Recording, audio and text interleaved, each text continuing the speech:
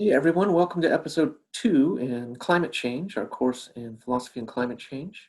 My name is Adam, and as always, I'm here with Admiral Akbar, who is assisting us with technology. Admiral, good to see you today.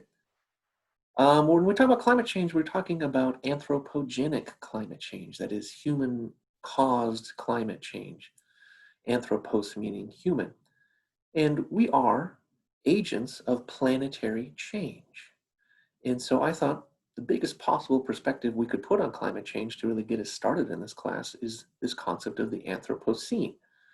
So today, that's our goal, is to kind of think about this idea of the Anthropocene. So let's jump into it. So I want to get us oriented a little bit about where we are in space and time, biggest possible perspective. Then we'll talk about the Anthropocene and the Great Acceleration, which is another term for the same thing, really, which is trying to get our minds wrapped around just how big humans have become in terms of an impact on the planet and how rapidly that has happened. Then I've got two criticisms of the Anthropocene that I want us to keep in mind. And finally, we'll end with this big question: green growth or degrowth? Okay, so where are we? And what is our way of being in the world? Well, one answer to this question, where are we, is this is the famous image taken from Voyager looking back on Earth. I don't know if you can see my cursor, but here, this pale blue dot, as the great scientist Carl Sagan called it. That's where we are, and as they say, at least until Elon Musk or somebody else gets us a working rocket ship, there is no planet B, right? And so this notion of us out there in space, on spaceship Earth, is one really important thing to keep in mind when it comes to climate change. Now, when are we and who are we? I think it's really important to emphasize how history conditions our way of being in the world. So imagine you were born 25,000 years ago as an Aboriginal Australian, or you were born in the Roman Empire, or you were born here in the 1870s in Utah in this Native American group, or you're born nowadays in this world here that we inhabit in a big city like New York City. In all of those cases, your world, your reality, the way things look to you, what you hope and dream about, what you think about, what conditions your life, it's all different. So we are all on the same pale blue dot, the same planet, but our world shifts, our values, our beliefs, our institutions, our worldviews shift over time. And most people live within the horizons of their way of being in the world and don't really reflect on them and try to step outside of them and characterize, what is my way of being in the world? But philosophers and scientists try to do that, right? And that's what we're trying to do with this whole course, and especially in this lecture. So if we step out and say, who are we and where are we? I think this term, the Anthropocene, is good for generating some insights about that. So the idea is basically, imagine Admiral Akbar, somebody like him, 200 million years from now. An alien comes and visits our planet, and they dig down through all the rocks and soil that's accumulated over the last 200 million years, and they hit our time now, where we are, and they're going to see something that says, aha, this is the age of humans, or the Anthropocene.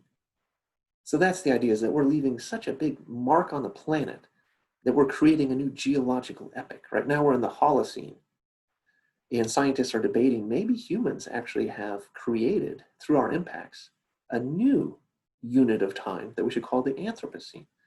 What would it be that they could find? Well, maybe radiation from our atomic bombs, maybe just this increased greenhouse gas concentrations in the atmosphere will leave a marker in the geologic record.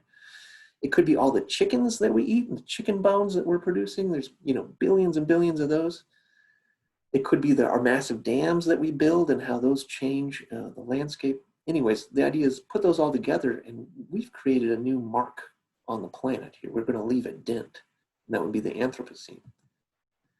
A couple of markers of this, 70% of the birds on the planet are domestic birds. Like I said, they might call it the Chickenocene, right? Think that chickens ruled the world during this time. Of all of the mammals on the planet, only 4% are wild. The rest is us and our livestock. 70% of the planet is, the surface of the planet has been shaped, developed in some way by humans. We just have a massive footprint. And it's happened so rapidly. So if you take the 4.5 billion year history of the Earth and you condense it into one calendar year, this is what this graphic is trying to do, you can see just when different life forms evolved. And you'll notice that when they blow up just the month of December there, that middle column, humans aren't even close yet to arriving until December 31st afternoon, the very last day. Hominids are starting to walk around. Homo sapiens as our species only 200,000 years old. So on this calendar this calendar puts us in the last, 24 minutes or so. Agriculture only comes around in the last minute of time. The Industrial Revolution in the last 2 seconds of time. But in those 2 seconds, so much has happened, right? That's the idea with the Anthropocene. Another way to put it, I won't play this, but you can look at it. Imagine the Earth's history is a walk from LA to New York City. It's a very specific intersection in New York City. Now, the American Revolution, 1776, on that walk would be 8 inches away from where we are now, right? So you've crossed all of the continent, you're just 8 inches away. That's the time of George Washington, Alexander Hamilton, Thomas Jefferson, right? This seems like a whole different world, right? And it was a different world, but it's so recent, really, in the scheme of things. I mean, the population in New York City at that time was 25,000. Can you imagine? It was just a little town. And they lived such different lives. So go back on this graph, 1776 is labeled there. It was a wood-powered world, and it was a very low energy world, right? It was a 3-day horse ride from Philly up to New York City. You know, now, depending on traffic, right, it's what is a couple hours. It's just a different way of being, and it's happened so quickly.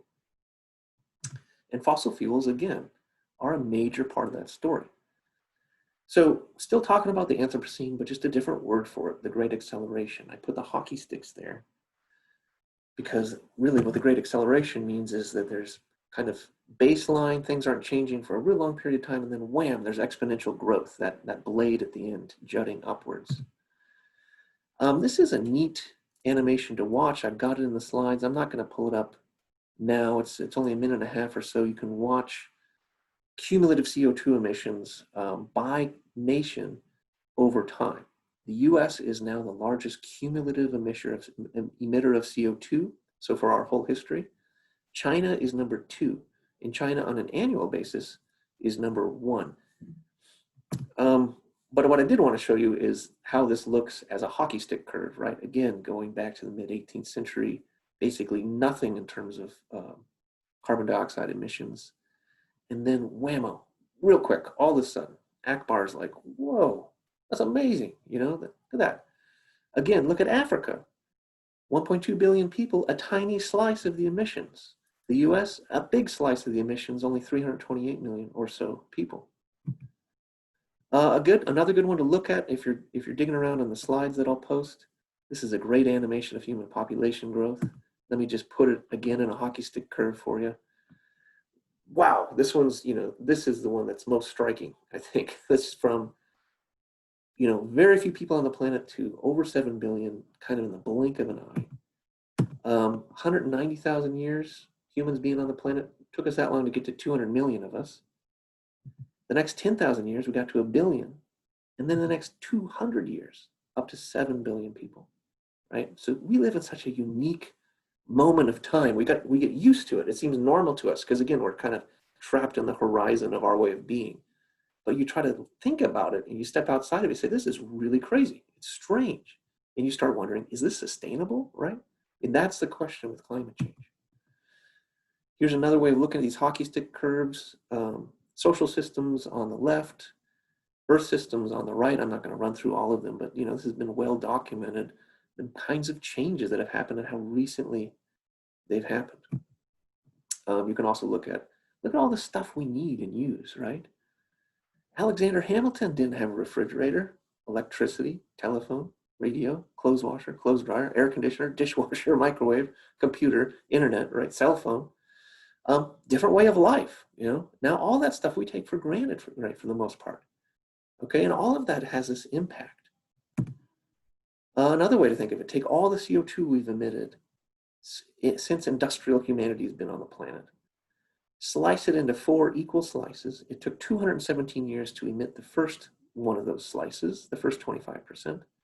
The last 25% only took 9 years, right? So that's the acceleration in the growth in the productivity that just keeps ramping up. Now, 2 criticisms, one minor, one major. Here's the minor one. No way, humans aren't big enough to leave that big of a mark on the planet, right? So some geologists are really skeptical of this, and they say, look, we have only been around a short period of time. We're not leaving a big enough mark to justify calling this a whole new geologic unit of time, right? So that's one criticism.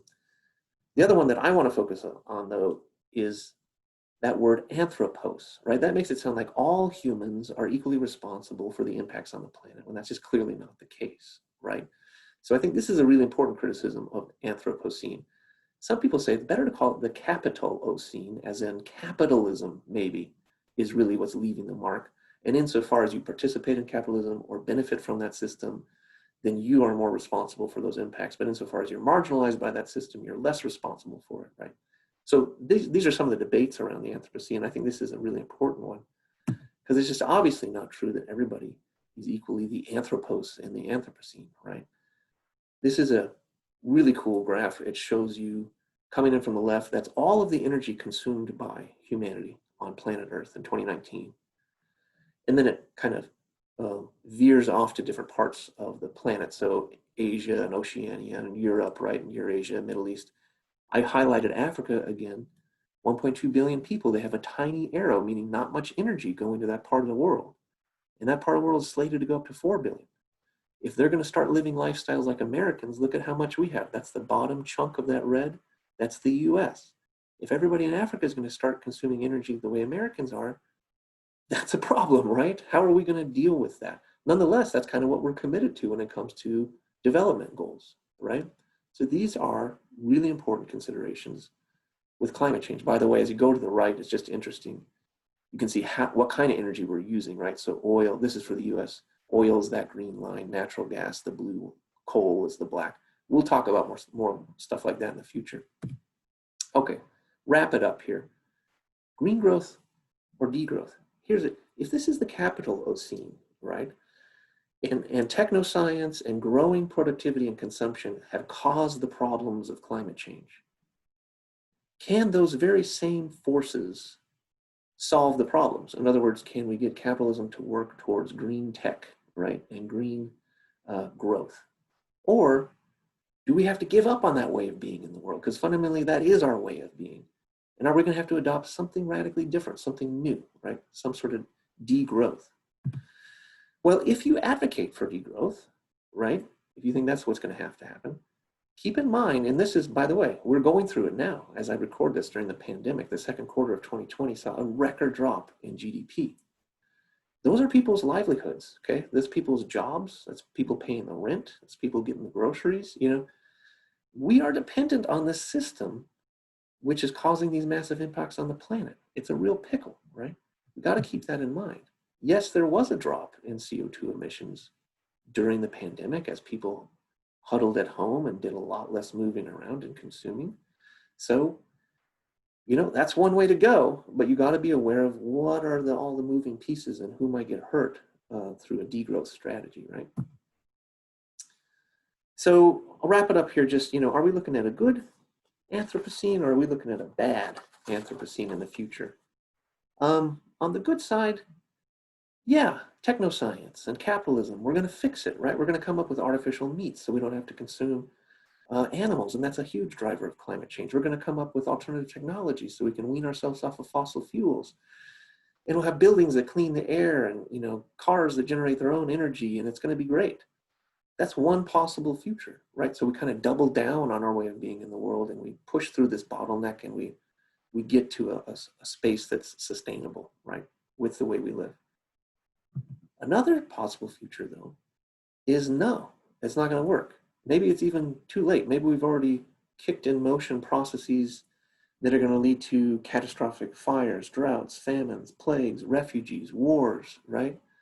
And we have to learn to die in the Anthropocene. This is a book by Roy Scranton. What he meant is we have to let go of this way of life, you know? your Disney vacation, right? Your high energy lifestyle. It's it's gone, right? We can't sustain this, right? So in other words, what we're looking at with the Anthropocene was this anomalous, enormous spike, this big high energy fossil fuel party that we're having for a couple hundred years, but there's no way we're going to sustain that.